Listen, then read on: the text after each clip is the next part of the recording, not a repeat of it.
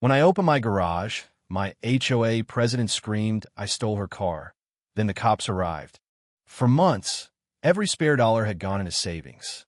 I skipped nights out, brewed coffee at home instead of buying it, and even passed up a vacation I had been planning. Every sacrifice built toward a single goal: buying a car I could finally call my own. Not just any car, either. I wanted something with class, something that said I had worked for it. When I found it, sleek, silver, polished to a shine, it felt like fate. The BMW sat under the dealership lights like it had been waiting for me. Sure, it wasn't fresh off the factory line, but it was immaculate, and more importantly, it was mine. No monthly payments hanging over my head. No bank threatening repossession if life took a turn. The salesman slid the title and paperwork across the desk with a grin, and when I signed, I felt a rush of victory. Driving it home was almost surreal. The leather seats hugged me. The engine purred like a promise, and for the first time in a long while, I felt like I was moving forward. Not just in life, but in something that was finally mine. Pulling into my driveway, I caught sight of a curtain twitching from across the street. A neighbor, probably. I didn't think much of it. I opened my garage door and parked it inside, taking a moment to step back and admire it under the fluorescent light. The silver shimmered against the concrete walls like a trophy. For years, I had been driving a beat-up old sedan that coughed every time I turned the key. Now, I had something different, something that drew attention. And maybe that was the problem, because as I stood there, beaming with pride, I couldn't have known what was about to happen. That car, my dream, my reward, wasn't just a vehicle. It was the spark that would ignite the ugliest feud this neighborhood had ever seen. Karen was the kind of neighbor you couldn't avoid, no matter how much you tried. She lived directly across the street in a brick house with trimmed hedges that looked like they'd been measured with a ruler. Every morning, like clockwork, she stepped outside with her oversized mug of coffee and scanned the neighborhood, as if she were a general inspecting her troops. People joked that she knew when a leaf hit the ground before it touched the grass. She was the president of our HOA, a title she wore like a crown. To her, that didn't just mean enforcing community rules, it meant control. People whispered stories about her finding a family for leaving a tricycle in the front yard, another for painting their door the wrong shade of blue, and even an elderly couple who got a warning because their dog barked too loudly. Most people kept their heads down, paid whatever fine she slapped them with, and tried to stay off her radar. The morning after I brought my BMW home, I rolled open my garage door to take it out for a quick drive. That's when I saw her. Karen was standing on her porch, her robe tied tightly, arms crossed, coffee mug steaming in her hand. Her eyes locked on the car like a hawk spotting prey. For a moment, she didn't move. She just stared. Her lips pursed, her eyes narrowed, and I could almost hear the gears turning in her head. To her, my car wasn't just a car. It was an intrusion, something she hadn't approved, something that dared to exist without her permission. Morning, I called, trying to sound casual. She didn't answer. She just tilted her head slightly, studying me, then the car, then back at me, as if I had committed some unspeakable crime by parking it in my own garage. Finally, she gave the faintest nod, turned on her heel, and disappeared inside. It should have ended there. Just a neighbor curious about a new purchase. But the way she looked at me sent a chill down my spine. It wasn't curiosity. It was suspicion. That afternoon, the sun was blazing down, the kind of heat that made the pavement shimmer. I stepped outside to grab the mail, still feeling the quiet pride of seeing my BMW tucked neatly inside the garage. But before I could even open a mailbox, I heard the sharp clack of heels on concrete. Karen was crossing the street like a storm cloud, her oversized sunglasses perched on her head, lips pressed tight in a way that meant trouble. She didn't bother with a greeting. "Where did you get that BMW?" she snapped, pointing one manicured finger toward my garage. I blinked, caught off guard. "Bought it yesterday," I said evenly, trying not to let her tone get under my skin. Her face twisted, her nostrils flaring. "Impossible," she hissed. "I just bought that exact model from a private seller last week. It's mine." I let out a short laugh, thinking she was being dramatic, or maybe even joking. "No," I said calmly, "it's definitely mine. I have the paperwork and the title to prove it." But the look in her eyes told me this wasn't a joke. Karen wasn't smiling, not even close. Her lips curled into a sneer. "You don't understand," she pressed, lowering her voice like she was about to share some dangerous secret. "That car is mine. I paid for it. Someone must have sold you a stolen vehicle." Her words hit like a slap. The way she said it, like she was so sure, so entitled, made my stomach tighten. I opened my mouth to argue, but she cut me off with a raised hand. "I'm the HOA president," she declared, as if that title carried more weight than the law itself. "And I will be looking into this." Then, without waiting for me to respond, she spun on her heel and stalked back across the street, muttering something under her breath. I stood frozen by the mailbox, the letters clutched in my hand, watching her retreat. It should have been a ridiculous misunderstanding, but the way she said, "It's mine," echoed in my head long after she'd gone inside. Karen wasn't just suspicious. The night was heavy with the kind of quiet that sets your nerves on edge, the kind where every creak of the house or rustle of leaves feels like a warning. It was 2 nights after the latest neighborhood spat, and I was already running late for my shift at the warehouse. The clock on my phone glared 11:47 p.m. as I grabbed my keys, slipped on my worn-out sneakers, and headed for the garage. The plan was simple: get in my car, drive to work, and avoid any more drama with Karen, the neighborhood's self-appointed watchdog. But plans, as I was about to learn, don't survive contact with Karen. I hit the button on the garage door opener, and the old motor groaned to life, rattling as it dragged the door upward. The cool night air rushed in, carrying the faint scent of gasoline and the neighbor's overgrown jasmine. My beat-up sedan sat there, same as always, its faded blue paint catching the dim glow of the garage's flickering bulb. I took one step toward it when a piercing voice sliced through the silence like a siren. "That's my car. He stole it. Karen." Of course, it was Karen. She stood at the edge of my driveway, her silhouette framed by the streetlight, phone already clutched in her hand like a weapon.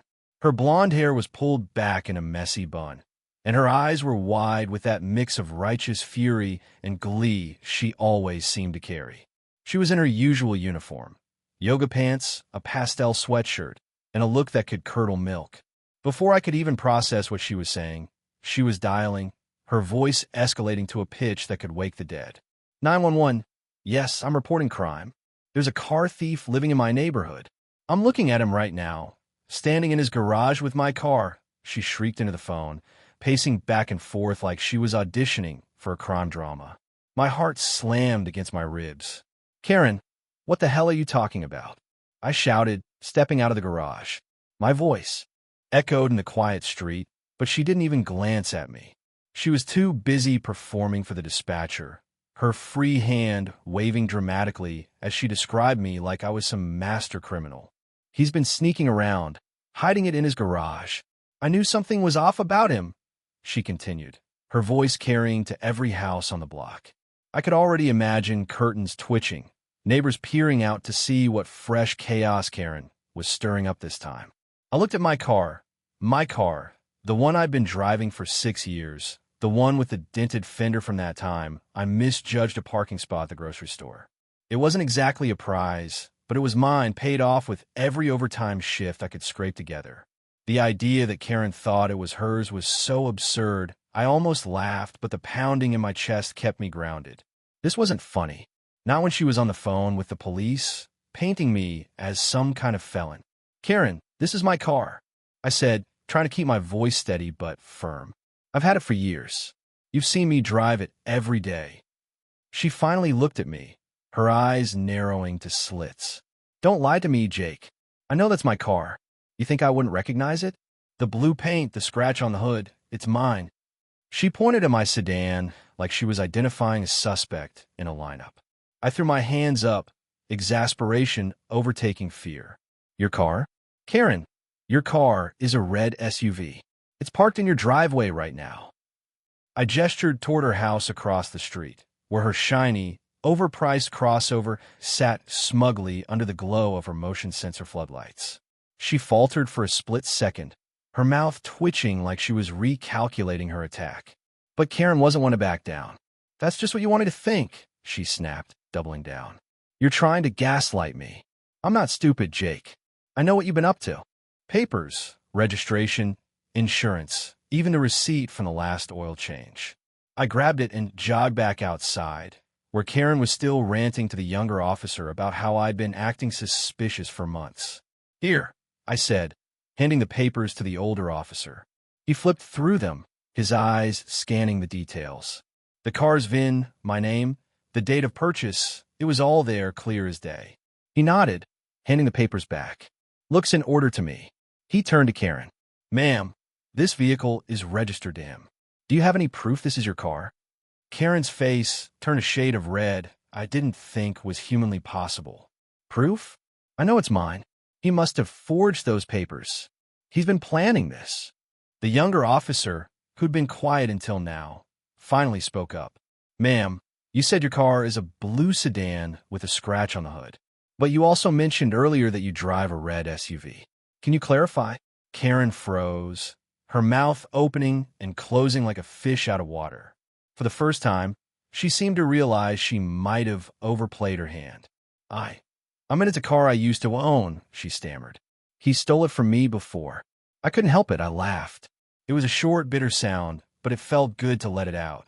Karen, you've never owned a blue sedan.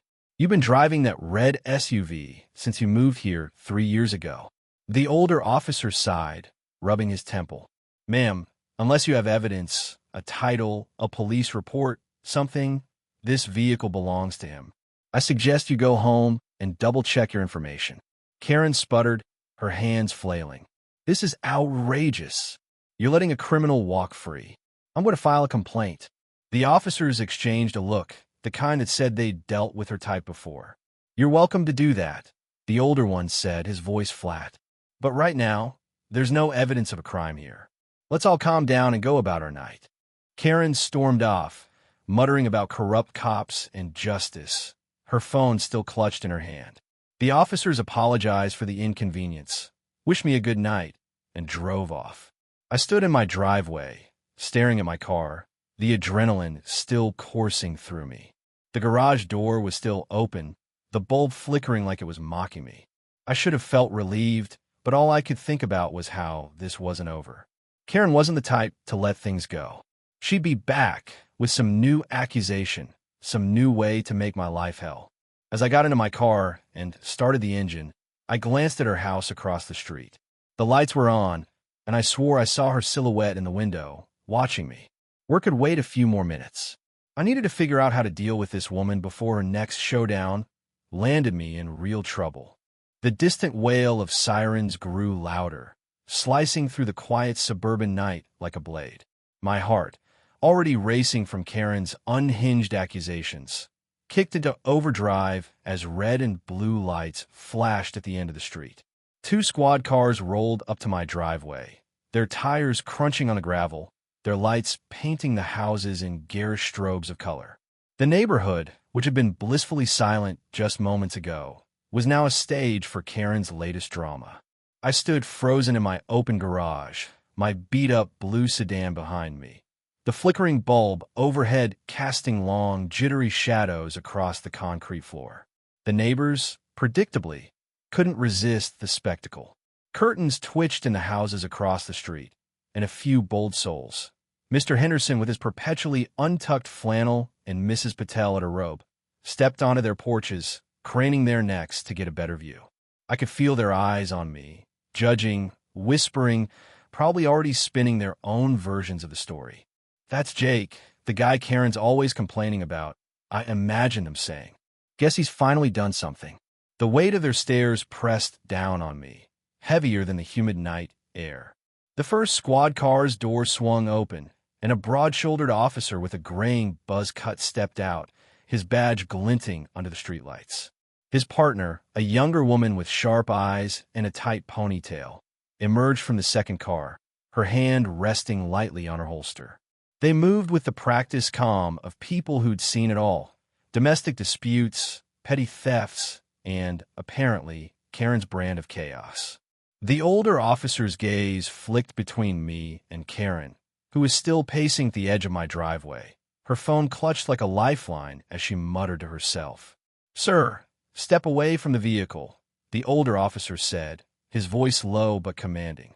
He gestured toward my car, which sat innocently in the garage, its scratched hood and dented fender looking more pathetic than criminal under the harsh light. "Hand where we can see them, please." I raised my hands slowly, my palms open to show I wasn't a threat. "Officer, this is a misunderstanding," I said, trying to keep my voice steady despite the adrenaline spiking through me. "This is my car. I've got all the paperwork right here." I nodded toward the folder tucked under my arm, the one-eyed grab in a panic after Karen's 911 call. My registration, insurance, title, everything that proved the sedan was mine, not hers. Before I could move to open the folder, Karen's voice cut through the air like a chainsaw. "He forged those," she shrieked, pointing at me with a trembling finger. "I just paid cash for that car. He stole it from me, and now he's trying to cover it up with fake documents." Her face was flushed, her eyes wild with conviction. She looked like she genuinely believed every word she was saying, which was the scariest part. Either she was delusional, or she was putting on an Oscar-worthy performance to make my life hell. The officers exchanged a glance, the kind that said they were used to sorting through conflicting stories but weren't thrilled about it. The younger officer stepped forward, her notepad already out. "Ma'am, can you calm down and explain exactly what you're claiming?" she asked, her tone professional but edged with impatience. Karen didn't calm down. If anything, her voice got louder, echoing off the houses and drawing more neighbors to their windows. "I'm telling you, that's my car," she said, gesturing wildly at my sedan. "I bought it last month, paid cash, and this thief has been hiding it in his garage. I saw him trying to sneak off with it tonight." I couldn't help it. I let out a sharp, incredulous laugh. "Karen, you're out of your mind. You drive a red SUV. It's parked in your—" The older officer sighed, rubbing the bridge of his nose. "Ma'am, without any proof, a title, a police report, anything, we can't proceed with your claim. The documentation we have points to this vehicle belonging to him." He gestured toward me, his tone firm but not unkind. "If you have paperwork at home, you can bring it to the station and file a formal report. But right now, there's no evidence of a crime here." Karen's face went from red to purple, her hands balling into fists. "This is outrageous," she shouted, her voice cracking. "You're letting a criminal walk free. I'm going to file a complaint about this. I know people at the station." The officers didn't flinch. The younger one jotted something in her notepad, while the older one gave Karen a look that said he'd heard this song and dance before. "You're welcome to file a complaint, ma'am," he said. "But I suggest you go home and find that paperwork if you want to pursue this." Karen stood there, fuming, her eyes locked on me like she could burn a hole through my skull. For a moment, I thought she might charge at me, but instead, she spun on her heel and stormed back toward her house, muttering about corrupt cops and justice. The neighbors, still watching from their porches and windows, started to disperse, their curiosity satisfied for the night. The older officer turned to me, his expression softening slightly. "Sorry for the trouble, sir," he said. "Sounds like you've got a bit of a neighbor problem." "You have no idea," I muttered, running a hand through my hair. "Thanks for sorting this out." He nodded, and the two officers headed back to their cars. The flashing lights cut off, and the street fell quiet again, save for the faint hum of crickets and the distant bark of a dog. I stood in my driveway, the folder still clutched in my hand, my car sitting untouched in the garage. I should have felt relieved, but all I could think about was Karen's silhouette in her window, watching me as the officers drove away. This wasn't over. Karen wasn't the type to let a defeat slide, especially not one that left her looking foolish in front of the whole neighborhood. As I got into my car and started the engine, the weight of her obsession settled over me like a storm cloud. Work was waiting, but so was Karen's next move, and I had a sinking feeling it would be worse than this. The night air hung thick with tension, the kind that makes your skin prickle and your pulse thrum in your ears. The flashing lights of the two squad cars bathed my driveway in a disorienting dance of red and blue, casting long shadows that flickered across my garage. My beat-up blue sedan sat there, unassuming, its scratched hood and dented fender looking almost embarrassed to be the center of this circus. Karen stood at the edge of my driveway, her face flushed a deep crimson, her eyes blazing with a mix of fury and desperation. The neighbors, drawn by the commotion, lingered on their porches and peered through cracked curtains, their whispers a faint hum beneath the crackle of police radios. I clutched the folder of paperwork in my hands, the edges worn from years of being shoved into a kitchen drawer. Inside were the title, bill of sale, registration, and even a receipt for my last oil change. Every document meticulously kept to prove that the car was mine had always been mine. My heart was still pounding from Karen's absurd accusation that I'd stolen her car, but I forced myself to stay calm. The truth was on my side, and I had the papers to back it up. The older officer, a stocky man with a graying buzz cut and a no-nonsense demeanor, stood between me and Karen, his flashlight trained on the ground as if to keep the scene neutral. His partner, a younger woman with sharp eyes and a notepad in hand, was circling my car, checking the VIN number etched into the windshield. They'd already heard Karen's wild claims, her shrill insistence that I was a car thief, that the sedan in my garage was hers, bought with cash just last month. Now it was time to settle this. "All right, sir," the older officer said, his voice steady but tired, like he'd dealt with too many neighborhood disputes in his career. "Let's see that paperwork you mentioned." I nodded, stepping forward cautiously, my hands raised slightly to show I wasn't a threat. I opened the folder and pulled out the documents, each one a shield against Karen's accusations. "Here's the title," I said, handing him the crisp, official document with my name, Jacob Miller, printed clearly across it, and the bill of sale from when I bought it in 2017. The registration's current, and the VIN matches the car. I pointed to the sedan, its faded blue paint catching the glow of the officer's flashlight. He took the papers, his eyes scanning each one methodically. The title showed my name and address. The bill of sale detailed the transaction from 6 years ago, and the registration was stamped with last month's renewal date. Everything was in order, just as I'd said. The younger officer jotted down the VIN from the car and compared it to the documents, nodding to her partner as she confirmed the match. "This all checks out," the older officer said, handing the folder back to me. His tone was matter-of-fact, but there was a hint of sympathy in his eyes, like he knew I'd been dragged into this mess through no fault of my own. "The vehicle is registered to you, and the VIN matches. No discrepancies here." Before I could exhale in relief, Karen's voice exploded into the night, sharp and frantic. "He forged those," she shouted, her hands flailing as she stepped closer to the officer. Her face was now a shade of red that seemed almost unnatural, her blonde hair slipping out of its messy bun as she gestured wildly. "I'm telling you, that's my car. I paid cash for it last month. He's been hiding it in his garage, sneaking around like the criminal he is." The younger officer raised an eyebrow, her pen pausing over a notepad. "Ma'am, you're claiming this vehicle is yours," she said, her voice calm but edged with skepticism. "Do you have any documentation to support that? A title, a bill of sale, a receipt? Anything?" Karen froze for a split second, her eyes darting around as if searching for an escape. Then, with a dramatic flourish, she reached into her oversized purse and pulled out a crumpled piece of paper, brandishing it like a trophy. "Here," she said, thrusting it toward the older officer. "This is my receipt. I paid cash for that car, and this proves it." The officer took the paper, smoothing it out under the beam of his flashlight.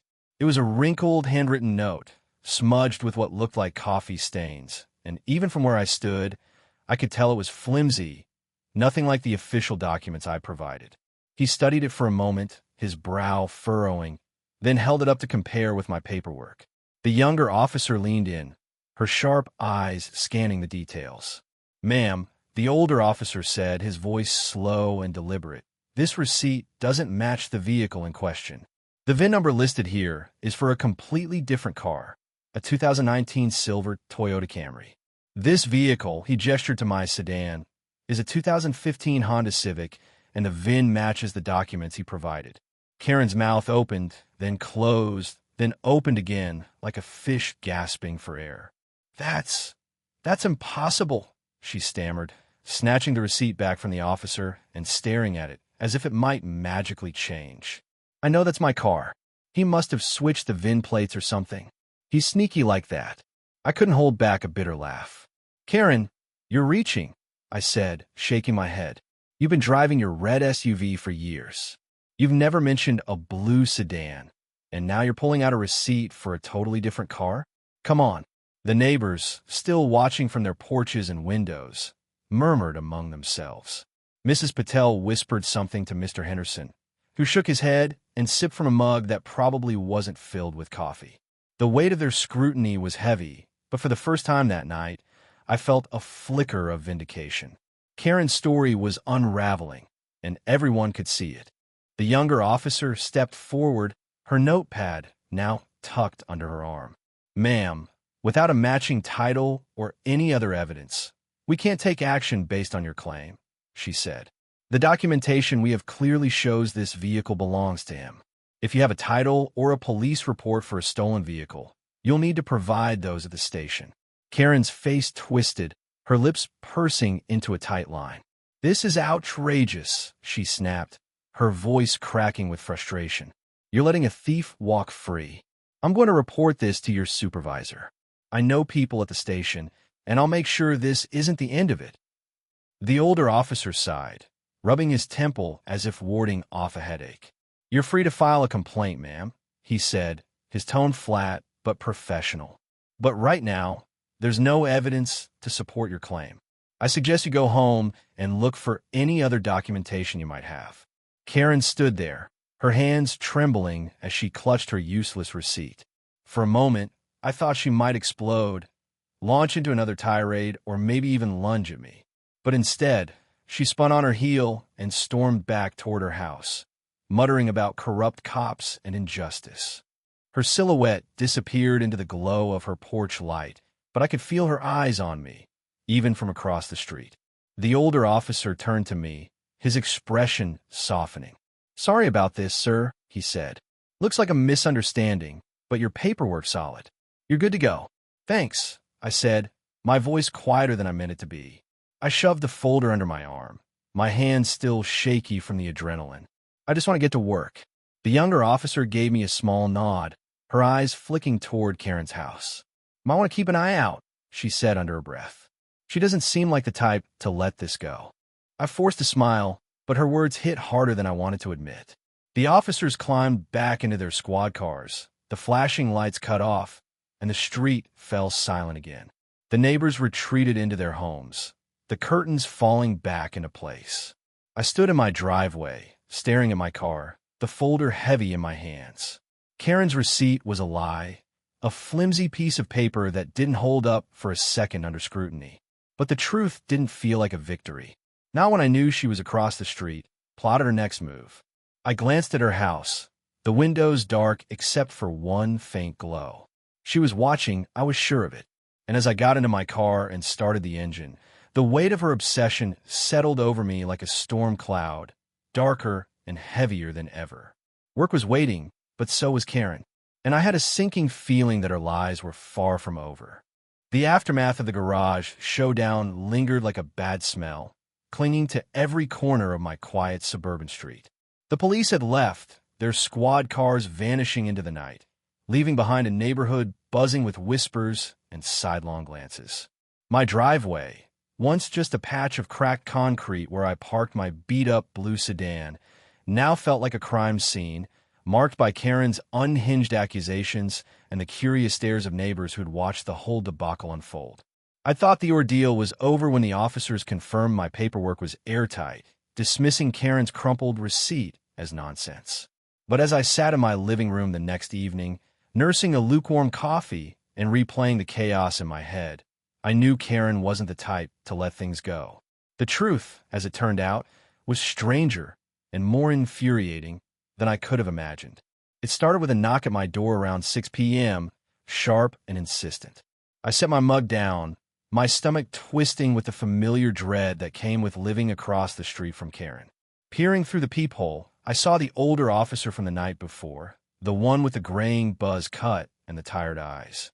He was alone this time, No flashing lights or backup, just standing on my porch with a manila envelope in his hand. I opened the door, my guard already up. "Evening, Mr. Miller," he said, his voice calm, but carrying a weight that made my pulse quicken. "Mind if I come in? Got something you should know about last night's situation." I nodded, stepping aside to let him in. My living room was cluttered but functional. Secondhand couch, a coffee table littered with bills, and a TV that hadn't worked right since the last storm. The officer, whose badge read Sergeant Daniels, sat on the edge of the couch, setting the envelope on the table. I took the chair across from him, bracing for whatever fresh hell Karen had cooked up now. "We did some digging after last night," Daniels said, leaning forward, his hands clasped. "Your neighbor's claim about the car didn't add up, obviously, but she was insistent enough that we followed up with the dealership listed on that receipt she showed us." He tapped the envelope, his expression a mix of amusement and exasperation. "Turns out, there's more to the story." I frowned, leaning closer. "What do you mean?" Daniels opened the envelope and pulled out a few sheets of paper, including a photocopy of Karen's crumpled receipt and what looked like a report from the dealership. "You bought your car, a 2015 Honda Civic, from Riverside Auto, right? Used back in 2017. "Yeah," I said, nodding. "Paid it off over 3 years. Still got the paperwork like I showed you." "Right. Well, your neighbor, Ms. Karen Thompson, was also at Riverside Auto around that time, shopping for a different car. A 2017 BMW 3 Series Blue, same color as yours but a hell of a lot fancier." He paused, letting that sink in. "According to the dealership's records, she had her eye on it, even took it for a test drive. But you beat her to it." I blinked, trying to process what he was saying. "Wait, what?" "I didn't buy a BMW. I bought the Civic. It was the only car I could afford." Daniels held up a hand, a faint smile tugging at his lips. "Not your Civic. The BMW. Turns out, Riverside Auto had both cars on the lot that day. You came in, paid for the Civic in cash. Good deal, by the way, and signed the papers. Karen was there, trying to negotiate for the BMW. She wanted it bad, but she didn't have the funds lined up. You signed her deal first, and by the time she came back with her financing, the BMW was gone. Someone else bought it that same afternoon." I sat back, my mind racing. "So, she's mad because I bought my car before she could get her BMW?" "It's more than that," Daniels said, his tone darkening. "She threw a fit at the dealership when she found out the BMW was sold. Screamed at the sales guy, accused him of sabotaging her deal, even threatened to sue. They had to escort her out. The manager still remembers it. Said it was one of the worst tantrums he'd seen in 20 years of selling cars." I let out a low whistle, the pieces starting to click together. "So, she's been holding a grudge all this time? Over a car I didn't even buy." Daniels nodded, sliding the report across the table. "Looks like it. That receipt she showed us. It's not even a real receipt. It's a handwritten note from some guy she claims sold her a car, but the VIN's for a Toyota Camry, not your Civic or the BMW she wanted. We called the number on the receipt dead end. Probably something she scribbled herself to back up her story." I stared at the papers, my head spinning. Karen's obsession with my car wasn't just a random delusion. It was rooted in some twisted version of reality where she convinced herself she was entitled to something she never had. "So she never owned the BMW," I said, more to myself than to Daniels. "She just made it up?" "Pretty much," Daniels said, leaning back. "She's been telling anyone who'll listen that you stole her car, but the dealership confirmed she never signed any papers, never paid a dime. She's got no claim to anything. Honestly, I've seen people get hung up on weird stuff before, but this is something else." I ran a hand through my hair, trying to wrap my head around it. Karen's antics over the past 3 years, her complaints about my lawn, my mailbox, my suspicious late-night trips to the garage, suddenly made a sick kind of sense. She'd been nursing this grudge since the day I unknowingly beat her to a deal at the dealership, building it into a full-blown vendetta. My car, with its faded blue paint and scratched hood, must have looked close enough to the BMW she'd wanted to fuel her obsession. In her mind, I wasn't just the guy who got a car. She'd convinced herself I'd stolen her dream. "What happens now?" I asked, my voice quieter than I meant it to be. "She's not going to stop, is she?" Daniel sighed, rubbing the back of his neck. "Legally, She's got nothing. We got the dealership statement, your paperwork, and her fake receipt. If she keeps making false reports, we can charge her with filing a false police report, but that's a last resort. For now, we've warned her to back off. I'd suggest keeping a record of any more incidents, dates, times, what she says or does. If she escalates, you might want to look into a restraining order. I nodded, but the idea of a restraining order felt like a Band-Aid on a broken leg. Karen wasn't just a nuisance. She was a force of chaos, fueled by a delusion that had festered for years. I glanced out the window toward her house, the lights glowing faintly through her curtains. Was she in there right now, plotting her next move? Or was she still fuming over the police shutting her down? Daniel stood, tucking the envelope under his arm. "I keep that paperwork handy," he said, nodding toward the folder on my coffee table. "And maybe park your car in the garage for a while. No sense poking the bear." "Thanks, Sergeant," I said, walking him to the door. He gave me a curt nod and stepped out into the night, his boots crunching on the gravel as he headed back to his cruiser. I closed the door and leaned against it, the weight of the evening settling over me like a fog. I crossed to the window and peeked out, half expecting to see Karen's silhouette in her driveway, phone in hand, ready to start the next round. The street was quiet, but it didn't feel peaceful. It felt like the calm before a storm, the kind that builds slowly and hits hard. Karen's lies had been exposed, her story torn apart by the cold, hard truth of paperwork and facts. But I knew her well, enough to know she wouldn't let truth stop her. Not when she'd spent years convincing herself she was the victim. I grabbed my phone and started a note, logging the date and time of Daniel's visit, just as he'd suggested. If Karen came for me again, I'd be ready. But as I sat back down, my coffee now cold, I couldn't shake the feeling that this twist was just the beginning. Karen's obsession wasn't about a car. It was about control, about winning, about making me pay for something I hadn't even done. And as long as she lived across the street, I'd be in her crosshairs. The morning after the police left my driveway, the neighborhood felt different, like the air itself was charged with the aftermath of Karen's meltdown. The flashing red and blue lights were gone, replaced by the soft glow of dawn creeping over the rooftops. But the tension lingered like a stubborn fog. I hadn't slept much, my mind replaying the chaos of the night before. Karen's shrill accusations, the officer's skeptical glances, and the damning truth that her receipt was a fraud. My blue sedan sat safely in the garage, its scratched hood and dented fender a silent testament to my innocence. But I couldn't shake the feeling that this wasn't over. Karen wasn't the type to slink away quietly, not after being humiliated in front of the entire street. I was wrong about one thing, though. The fallout wasn't just between me and Karen anymore. By morning, the whole neighborhood was buzzing, and it wasn't just whispers over fences or curious glances from porches. This time it was bigger, much bigger. I was sipping my second cup of coffee, bleary-eyed and still in my sweatpants, when my phone started pinging with notifications. Texts from neighbors, a few missed calls, and a flood of alerts from the neighborhood group chat. I opened the chat, expecting the usual complaints about unmowed lawns or stray dogs. But instead, it was a firestorm. At the top was a post from Mr. Henderson, the flannel-wearing retiree who lived 2 houses down and always seemed to have a beer in hand by noon. He'd shared a video, and the title alone made my stomach lurch. HOA, Karen calls cops on owner of his own car.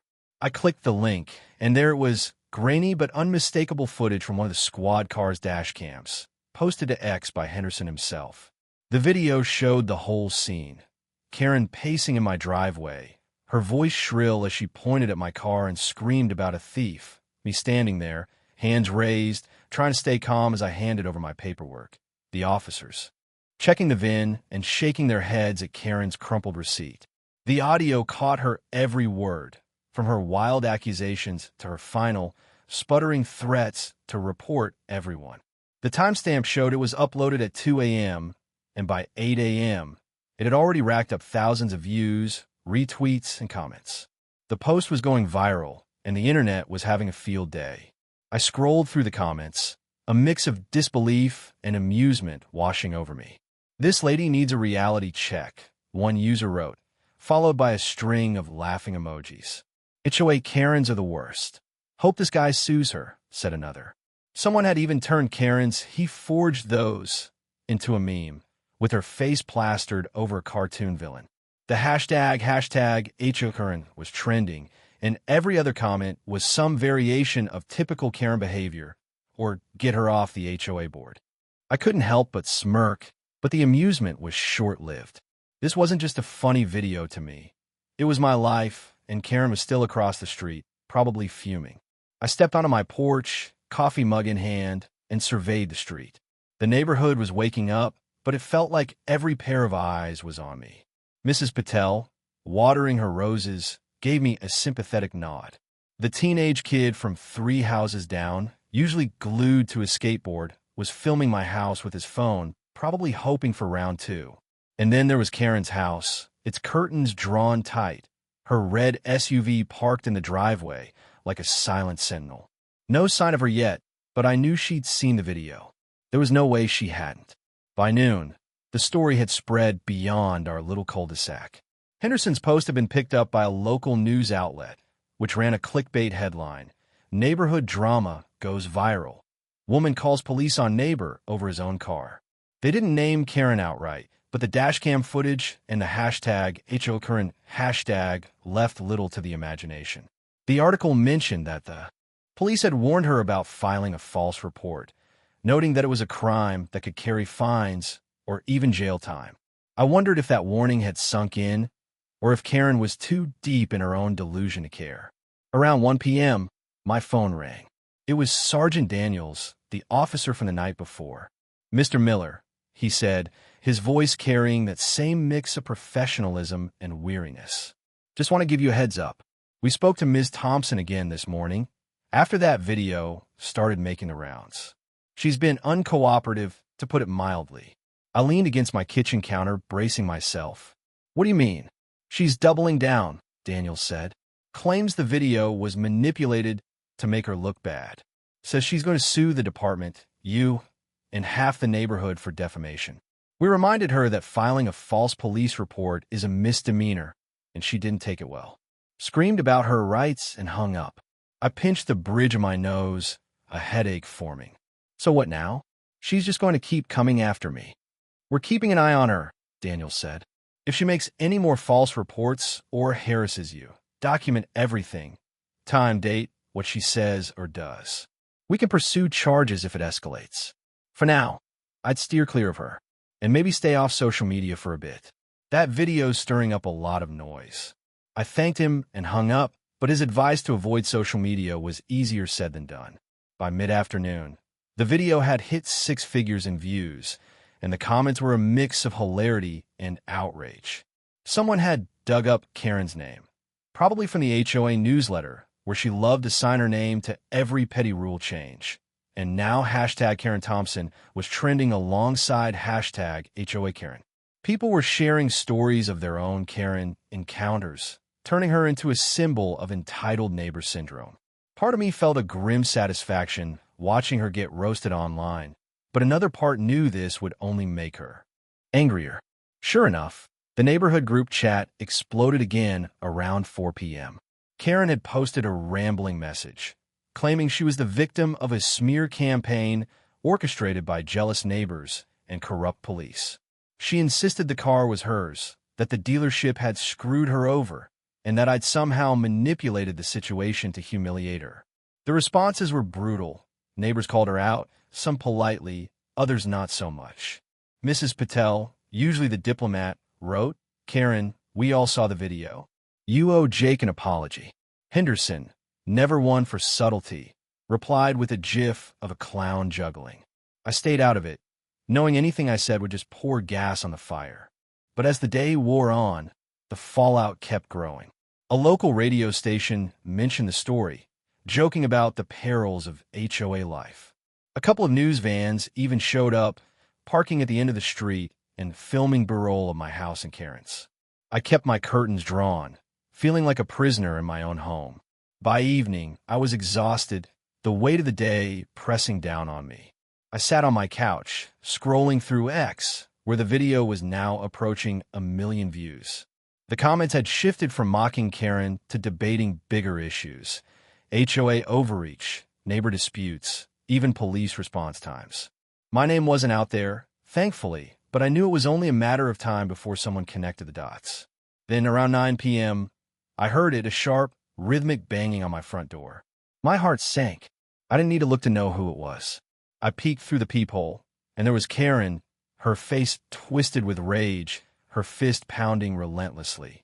"I know you're in there, Jake," she shouted, her voice carrying through the quiet street. "You think you can humiliate me and get away with it? This isn't over." I didn't open the door.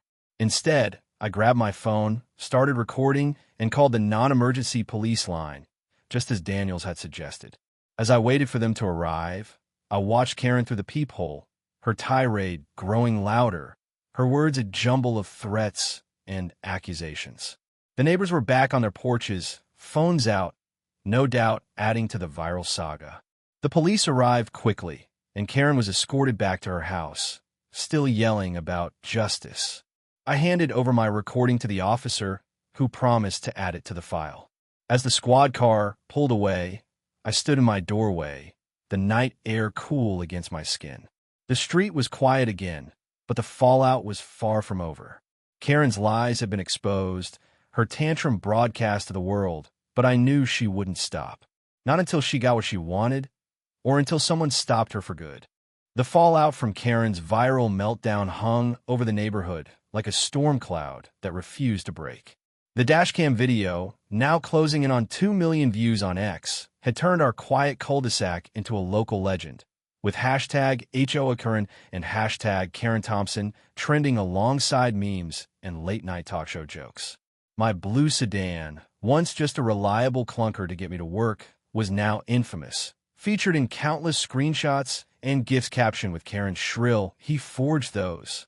I tried to lay low, keeping my garage door closed and my curtains drawn, but the neighborhood was buzzing, and there was no escaping the whispers or the news vans that still lingered at the end of the street, hoping for another outburst. The real reckoning, though, came at the next HOA meeting, held a week after the police incident in the community center's stuffy conference room. The room smelled of burnt coffee and old carpet, its folding chairs arranged in neat rows under flickering fluorescent lights. I almost didn't go, dreading the inevitable stares and questions, but Mrs. Patel, ever the voice of reason, had texted me, "You need to be there, Jake.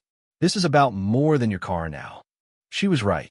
Karen's lies had exposed a deeper rot in the neighborhood, and people were finally ready to do something about it. I slipped into the back of the room just as the meeting started, keeping my head down. The turnout was bigger than usual. Nearly every chair was filled, with neighbors I hadn't seen at an HOA meeting in years. Mr. Henderson was there, his flannel shirt untucked, as always, nursing a thermos that probably wasn't filled with tea. Mrs. Patel sat near the front, her posture straight and her eyes sharp. Even the teenage skateboarder from down the street, Tim, was there, slouched in a corner with his phone out, no doubt live tweeting the drama. The air crackled with anticipation, like everyone knew something big was coming. Karen sat at the head of the room, behind a folding table covered with a cheap tablecloth, her usual perch as HOA president. She looked different. Her blonde hair was pulled back tightly, her face pale and drawn, her lips pressed into a thin line. The confidence she'd always carried like a badge was gone, replaced by a brittle defiance. She clutched a stack of papers, probably the HOA bylaws she loved to wield like a weapon, and her eyes darted around the room, avoiding mine. I could tell she'd seen the video, read the comments, felt the weight of the neighborhood's judgment. But Karen wasn't one to back down, even when she was cornered. The meeting started with the usual droning agenda: budget updates, maintenance schedules, reminder about trash placement. But the room was restless, people shifting in their seats, whispering to each other. Karen's voice, usually sharp and commanding, wavered as she read from her notes, her hands trembling slightly. She was halfway through a lecture about mailbox paint colors when Mr. Henderson stood up, cutting her off mid-sentence. "Enough with the mailboxes, Karen," he said, his voice gruff but steady. "We need to talk about what happened last week. You called the cops on Jake for stealing his own car. You lied, waved around a fake receipt, and got caught on video. How are we supposed to trust you after that? The room went silent, the kind of silence that sucks the air out of everything. Karen's face flushed red, her eyes narrowing. That's not what happened, she snapped, her voice sharp but unsteady. I made a mistake, that's all. This is being blown out of proportion by jealous people who... Jealous. Mrs. Patel stood up now, her voice calm but cutting like a knife. Karen, you accused Jake of crime. You filed a false police report, which is illegal. We all saw the video. You screamed about a car you never owned, and now you're acting like it's no big deal. It is a big deal. A murmur of agreement rippled through the room. People nodded, their faces a mix of anger and exhaustion. Karen had been ruling the HOA like her personal fiefdom for years, finding people for every minor infraction. Mailboxes that weren't the approved shade of beige, fences an inch too tall, Christmas lights left up past January 15th. Her reign of petty tyranny had worn everyone down, but the car incident was the final straw. A man in his 50s, who I recognized as Tom from the corner house, stood up next. He was usually quiet, the kind of guy who kept his head down and paid his dues on time, but tonight his face was flushed with indignation. I got fined $200 last year because my fence was non-compliant, he said, his voice shaking with suppressed anger. You stood in my driveway, Karen, and told me I was ruining the neighborhood. But you're out here lying about stolen car, wasting police time, and making us all look like fools. If you lie about something like that, how can we trust you with our money? With anything? The room erupted in applause, a few people even cheering. Karen's face went from red to purple, her hands gripping the table so tightly her knuckles turned white. This is ridiculous, she shouted, slamming her papers down. I've been working hard to keep this neighborhood respectable while you people ignore the rules. You're turning this into a witch hunt. It's not a witch hunt, Mrs. Patel said, her voice steady but firm. It's accountability. You've abused your power for too long, Karen. The fines, the threats, the constant harassment. It's enough. We deserve better. Someone in the back, Tim's mom, I think, called out, "Step down, Karen." The chant caught on, a low rumble at first, then louder, as more voices joined in. Step down, step down. Karen's eyes widened, her mouth opening and closing like she was trying to find words, but coming up empty. For the first time, she looked small, like the facade of control she'd built was crumbling in real time. Mr. Henderson raised his hand, quieting the room. I move we hold a vote to remove Karen as HOA president, he said, his voice carrying the weight of someone who'd had enough. Right here, right now. Who's with me? Hands shot up across the room. Mrs. Patel, Tom, Tim's mom, even the quiet couple who never spoke at meetings. I raised my hand too, my heart pounding. Karen's eyes locked on mine, and for a moment I saw something raw in her expression. Anger, yes, but also fear. She was losing everything she clung to, and she knew it. Mrs. Patel, who'd been secretary for years, took charge. All in favor of removing Karen Thompson as HOA president. Raise your hand, she said. The room was a sea of hands, nearly unanimous. All opposed. Karen raised her hand, the only one, her face a mask of defiance. A few people snickered, and Tim's phone flashed as he recorded the moment, no doubt already planning his next viral post. The motion passes, Mrs. Patel said, her voice ringing with authority. Karen, you are removed as HOA president, effective immediately. We'll hold an election for a new president next month. The room burst into applause again, louder this time, a release of years of pent-up frustration. Karen stood frozen, her papers scattered across the table, her mouth trembling. You'll regret this, she hissed, her voice barely audible over the clapping. All of you. She grabbed her purse and stormed out, the door slamming behind her, echoing like a gunshot in the small room. The meeting continued, but the energy had shifted. People were talking, laughing, planning, already discussing who might run for president, how to reform the HOA's draconian rules. Mrs. Patel took over as interim chair, her calm efficiency a stark contrast to Karen's reign of terror. I slipped out early, my head spinning from the speed of it all. The neighborhood had finally stood up, and Karen had been toppled, but I couldn't shake the feeling that this wasn't the end. As I walked home, the night air cool against my skin, I glanced at Karen's house. Her lights were on, her red SUV still parked in the driveway. I imagined her inside, fuming, plotting, her obsession with control now stripped away. The viral video had exposed her lies, the police had warned her, and now the HOA had rejected her. But Karen wasn't the type to fade quietly into the background. I reached my house, locking the door behind me and double-checking the garage. My car sat there, safe but forever tied to this mess.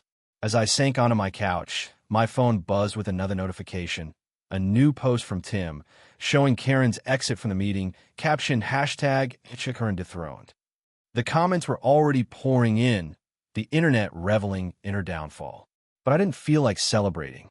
Karen's fallout was a victory for the neighborhood, but it was also a warning. She'd lost her power, her reputation, her grip on the community she'd tried to control. A woman like that, backed into a corner, was dangerous.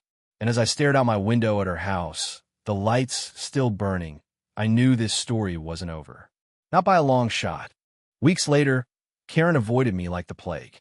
She had a misdemeanor charge pending and her power stripped away. I, on the other hand, enjoyed quiet evenings, pulling my BMW into the garage without her shrill voice echoing across the street. Every time I turned the key, it wasn't just an engine starting. It was the sound of freedom from Karen's reign.